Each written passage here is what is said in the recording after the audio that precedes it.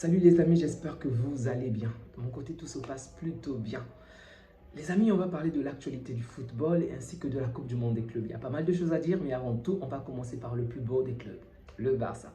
Comme vous l'avez certainement appris récemment, Nico Williams a fait un pas en avant vers le Barça, ce qui est une très très bonne chose. En gros, son agent a échangé avec Deco pendant environ 1h30 concernant un potentiel transfert vers le Barça. Donc, si vous vous souvenez bien, la clause de Nico Williams tourne aux alentours de 50, 58, voire 60 millions d'euros. Donc, ce n'est pas vraiment le prix du transfert qui pose problème, mais c'est plutôt le salaire qui pose problème pour Nico Williams. Parce que la saison dernière, il voulait recevoir un salaire entre 15 et 20 millions et le Barça proposait plutôt 12 millions. Là, on parle du salaire brut, bien évidemment. Donc, normalement, il devrait être à la baisse cette fois-ci puisque sa saison dernière n'a pas été top. Ok, il y a eu certes eu des blessures, mais avec son club, ce n'était vraiment pas un bon niveau. Et avec l'Espagne également, il a certes fait de bonnes choses, mais l'Espagne n'a pas remporté de compétition. Donc, c'est une année blanche pour lui, malheureusement. Donc, Nico Williams qui veut certainement gagner de trophées parce que ça sert à quoi de jouer pendant aussi longtemps sans avoir de trophée majeur, ok? Donc, en plus de cela, il va être avec son meilleur pote. Et ce qui est intéressant, c'est que ce n'est pas seulement le Mundo Deportivo qui a sorti l'information, mais lorsqu'on a appris qu'il a échangé, que son agent a échangé avec Deco, Yamal a balancé la photo. Et je pense que rien que cette photo, ça veut dire quelque chose. Si Yamal n'avait pas posté cette photo, je pouvais encore me dire que Nico Williams veut peut-être jouer comment est-ce qu'on appelle ça? La chaise musicale. En gros, il veut peut-être qu'on puisse surenchérir avec d'autres clubs. Comme vous le savez certainement, de nombreux clubs sont intéressés par lui. Il y a le Bayern, il y a Arsenal, il y a Manchester United et pas mal d'autres clubs sont intéressés par lui. Et donc, je me disais, d'une certaine manière, c'était pour lui également une manière de peut-être améliorer son salaire. Mbappé, il a fait plusieurs fois avec le Paris Saint-Germain, qui souvent faisait entendre que le Real s'intéressait à lui ou qu'il pouvait aller à United ou ailleurs. Et du coup, le Paris Saint-Germain mettait beaucoup plus d'argent. Et donc, à un moment, je me suis dit, peut-être que c'est ce qu'il va faire. Mais après, non, je me dis, il n'aurait pas dû, il ne pouvait pas faire ce genre de choses à son pote Yamal. Mais bon, je ne sais pas, c'est le football. On vit dans un monde où tout est possible. Mais je vais plutôt croire sur sa bonne envie. Je vais plutôt faire confiance à William dans le sens où je me dis qu'il veut vraiment gagner cette fois-ci. Et il a vu tout ce qui s'est passé la saison dernière, de quelle manière on a très bien joué. On est passé vraiment d'un tout petit chouïa pour remporter cette coupe, d'aller très loin en Ligue des Champions, on va dire la finale. Et donc, ça serait vraiment dommage pour lui de passer à travers en fait cette opportunité. Bref, dans tous les cas, je souhaite vraiment qu'il vienne chez nous et vous savez de quelle manière son impact pourrait juste être intéressant. Imaginez-vous qu'on puisse aligner deux ailiers qui savent très bien dribbler. J'aime Rafinha et il a été très décisif la saison passée et j'espère pour lui qu'il va encore être plus fort la saison prochaine. Mais ça ne me dérangerait pas qu'on ait un autre joueur parce que vous avez vu nos limites. Dès qu'un joueur est épuisé, dès qu'un joueur est fatigué, on attaque, on est foutu. On ne sait pas qui mettre, on panique en fait. Et avoir un autre joueur, ça ne peut qu'être une bonne chose. Vraiment, ça ne peut qu'être une bonne chose. En plus, un grand joueur qui sait très bien dribbler, qui connaît le contexte espagnol, qui est en très bonne combinaison avec Yamal, ce n'est qu'une bonne nouvelle, ok? Certaines personnes commencent déjà à se plaindre en disant que peut-être que Yamal oblige. Non, je ne pense pas. Il a juste, peut-être c'est une manière de mettre la pression également, je me dis bien. Mais c'est le meilleur joueur du club. Et si le meilleur joueur de ton club s'intéresse à un joueur, évidemment, il faut que tu t'intéresses à ce joueur-là. Souvenez-vous déjà qu'avec Messi, c'était le cas. En tout cas, il faisait savoir des joueurs avec qui il voulait jouer. Le club n'accédait toujours pas à ces demandes, mais généralement, ils allaient dans ce sens-là. Et c'était surtout parfois de bonnes décisions. Bon, pour certains joueurs, ça n'a pas marché, comme Sadio Mané. Messi a voulu jouer avec Sadio Mané, mais au final, ça n'a jamais marché. Mais bon, dans l'ensemble, le club fait souvent le nécessaire pour que ça puisse marcher avec son principal joueur. Et en ce moment, c'est Yamal le principal joueur. Donc, on a tout intérêt à faire en sorte que Yamal puisse, que la décision soit vraiment en faveur de Yamal. Et en plus de cela, je pense que le style du jeu correspond parfaitement à celui de notre coach. Donc, ce n'est qu'une aubaine en fait. Et apparemment, le coach Flick a échangé pendant un bon moment avec Nico Williams également. Donc, que des bonnes nouvelles. D'un autre côté, je me dis, en tout cas, j'espère vraiment que pour nous, ce n'est pas de la plaisanterie. Parce que le Barça j'allais dire le Barça de Flick, mais le Barça de Laporta également est parfois, en fait, la direction est parfois clownesque. Dans la mesure où ils vont discuter par-ci, par-là, par-là, par-ci, par-là. Mais au final, ce n'est pas pour conclure de deal vraiment intéressant. Et ça m'inquiète. Je ne veux pas qu'ils puissent utiliser cet échange avec le jeune Nico Williams comme un moyen pour faire de la pression à Liverpool. Parce que d'un autre côté, Liverpool n'est pas obligé d'avoir les fonds, je le précise, n'est pas obligé d'avoir des sous parce qu'ils ont quand même assez d'argent. Mais une rentrée d'argent ne va pas les causer de problème, ok? Sachant qu'on s'intéresse à Diaz, je pense que ça peut également être une manière pour nous de mettre la pression à Liverpool afin que Liverpool se dise que, en fait, que la direction se dise qu'il doit vraiment nous libérer le joueur de peur qu'on prenne un autre joueur à la place. Il reste quoi? Une saison à Diaz. Ils ne vont pas le vendre à 85 millions. Ça, c'est la vérité. Que ça puisse être nous ou un autre club, ça ne sera pas à 85 millions. Donc, ça peut être également une manière du Barça pour mettre la pression à Liverpool. Mais j'espère de tout cœur que ce n'est pas le cas. Comme vous le savez très bien, je voulais tellement que ce joueur vienne. Évidemment, il y a des tas de choses à dire sur Nico Williams, mais je ne vais pas encore entrer dans les détails comme son inefficacité, il faut le dire ainsi, sur les finitions, parce que je pense que c'est un domaine où il doit vraiment s'améliorer par rapport à tout ce qu'il crée. Je pense qu'il méritait d'avoir beaucoup plus de buts. Il mériterait d'avoir peut-être un nombre de buts vraiment largement supérieur à ce qu'on voit, ce qu'on a vu ces dernières saisons, mais ce n'est toujours pas le cas. Mais je ne vais pas m'attarder dessus pour l'instant. J'espère déjà qu'il va nous rejoindre, et si jamais il venait à signer, ou si jamais il venait, du moins on a un véritable deal avec lui, à ce moment-là, on va peut-être parler de ses performances. À travers les réseaux sociaux, j'ai vu pas mal de comptes madrilènes se moquer de notre gardien, Joan Garcia. Vous l'avez certainement appris que le Barça finalement envoyé aux institutions espagnoles la somme nécessaire pour pouvoir prendre Garcia, en fait, mettre fin à son contrat. C'est une très bonne chose, mais sur pas mal de comptes madrilènes, il y avait vraiment des trolls pour dire qu'ils prenaient ils ont montré que des mauvais buts du gardien. En plus, dans toute une saison, ils n'ont pu trouver que 5. Et dans les 5, il y avait un penalty, donc ce n'est pas vraiment de sa faute. Et 2 autres buts, on va dire que c'était vraiment pas facile.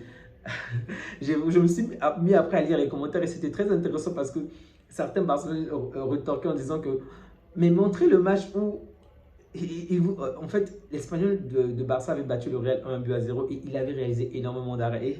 Et tout le monde demandait à ce qu'on remette les actions de ce match-là parce qu'il avait quand même fait un très bon match. Donc, c'était quand même encourageant, ok.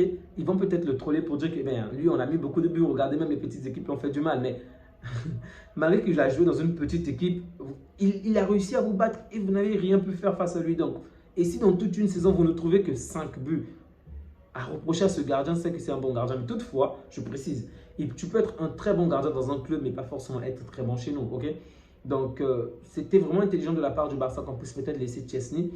Même si moi, j'aurais vraiment souhaité, je le répète encore, que Peña reste également, même s'il n'est pas encore très bon, il n'est pas rassurant, mais je pense qu'il peut encore gagner en expérience. Et je ne sais pas quand Chesney sera prêt, du moins, quand Chesney va abandonner. Parce que pour moi, je me dis que Chesney, cette saison, c'est forcément la dernière pour lui. Je ne vois pas Chesney renouveler de nouveau. Donc, pour moi, Peña pouvait rester peut-être pour la saison d'après. Mais bon, on a besoin de sous, donc je comprends également la décision.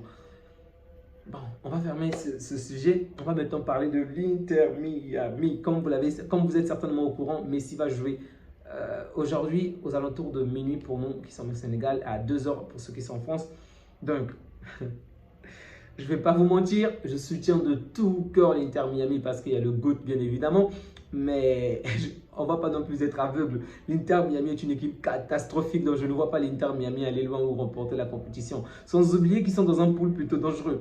Ils ont à Al-Ali, j'espère que je l'ai bien prononcé. En fait, c'est un club qui est considéré, bon, pas mal de journalistes l'appellent comme le Real africain, dans la mesure où ce club a gagné pratiquement 4 Ligues des Champions africaines en 6 ans. C'est quand même beaucoup. 3 ou 4 Ligues des Champions en 6 ans, c'est quand même énorme. Dans le même pool, il y a Palmeiras, le grand club brésilien. En plus, il y a Porto, donc c'est déjà l'Inter Miami n'est même pas bon au niveau du championnat américain. Ils sont, je crois, 4e en ce moment, la conférence Est. Ils sont 4e, sauf erreur de ma part. Mais s'ils ne sont pas déjà bons au State, alors que le niveau du championnat n'est pas ouf, vous mettez Porto et Palmeiras, c'est pour demander leur élimination tout simplement. Sincèrement, je ne vois pas l'Inter Miami aller loin, mais de tout cœur, je soutiens de tout cœur l'Inter Miami et j'espère vraiment qu'ils pourront remporter. Que Messi gagne ce trophée ou pas, rien à battre. Ce sont juste des matchs que je vais prendre du plaisir à voir. Messi affronter d'autres joueurs, c'est juste ça qui me fait plaisir. Mais je tiens à préciser que je vois pas mal de matchs de l'Inter Miami. J'ai du mal à les terminer parce que je m'ennuie généralement. Mais cette fois-ci, je vais vraiment faire de l'effort. Je vais vraiment faire le nécessaire pour voir jusqu'à la fin, pour pouvoir les commenter. Donc, je ne sais pas ce que je vais faire. J'ai eu une longue journée à l'école, mais je ne sais pas ce que je vais faire pour pouvoir tenir bon ce soir et vraiment regarder le match afin de le débriefer juste après. Je vais faire le nécessaire, vraiment le nécessaire pour tout faire. Alors, n'oubliez surtout pas de laisser un like, un commentaire positif, ça soutient énormément. On ne va pas s'arrêter là pour la Coupe du Monde parce que nos voisins participent à la compétition malheureusement, ou peut-être heureusement sur certains points, et le Paris Saint-Germain. Bon, je vous ai dit que l'Inter Miami, c'est l'équipe que je soutiens, mais je ne vais pas vous mentir, comme je l'ai dit, je ne vois pas l'Inter Miami aller loin. Donc, après l'Inter Miami, évidemment, je vais soutenir Pep Guardiola. Donc, Je souhaite de tout cœur que Pep aille loin, même si cette saison a été vraiment catastrophique. Raison de plus pour lui de gagner parce que, comme il a si bien dit, s'il était en Espagne, au Barça, au Real ou dans un autre quelconque grand club, on l'aurait certainement viré. Donc, pour moi, ça me ferait énormément plaisir de voir Pep gagner au moins ce trophée. Vraiment, ça me ferait plaisir.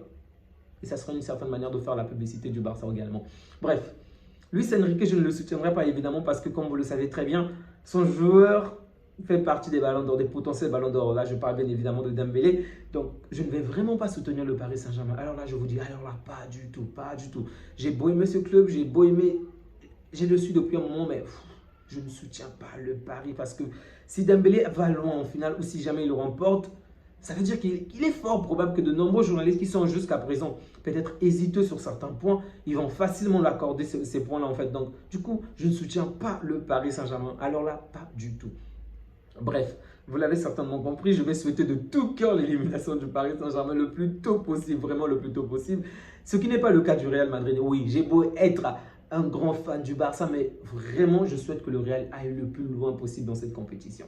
Vraiment. Je vous l'ai dit de toute sincérité, et ce n'est pas du sarcasme, ce n'est que de la pure sincérité. Je vais vous expliquer pourquoi.